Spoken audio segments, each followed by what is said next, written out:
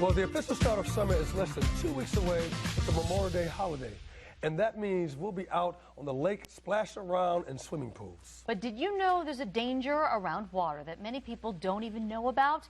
Rusty Wise with Mr. Sparky is here to talk about electrical shock drownings. It's information you need to hear before these summer months. Rusty, good morning. How are you today? Good morning. Thanks for having me. Of course, we're glad you're here to talk about this very important topic. Tell everybody how electricity and water can be such a dangerous combination. Well, it is, and I'm here to bring awareness to ESDs, which is electric shock drownings. And of course, water and electricity does not mix. It really doesn't. Okay, and we know it doesn't mix, so what does it take for you to go ahead and be in jeopardy if you get in the water and you got electricity, you got voltage, you got amperage? What is the things that cause people to drown? Well, as a society, you know, we keep building structures around lakes and bodies of water. It only takes a few volts and microamps to shock you. But in water, as you're swimming, your body comes in contact with electricity and you freeze. So a lot of the drownings, oh, he drowned, he was an excellent swimmer.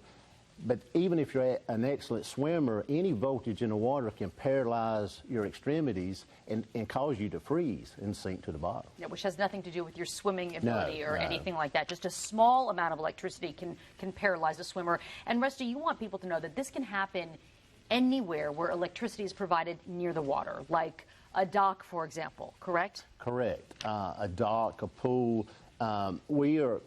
You know, years ago, we didn't have that many docks that were energized because, you know, we had, you went to the marina. Well, now you have docks as seen on the screen behind people's houses, and we're running power to them.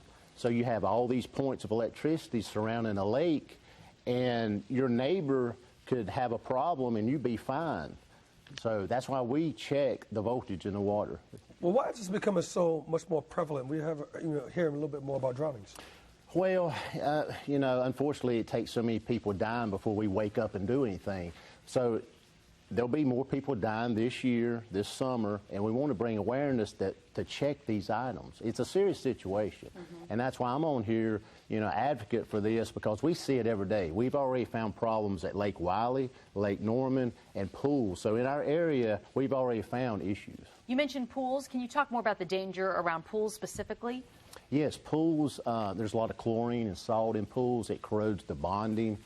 So if you're opening up your pool this summer, make sure everything looks correct or get it checked by a licensed professional. You have your pool pump. It's powered by electricity. That pool pump is actually connected to your pool. So what are some of you mentioned about checking around the pool and water. What are some of the devices that you use to go ahead and check to see if we may be at risk? Well, this is one device.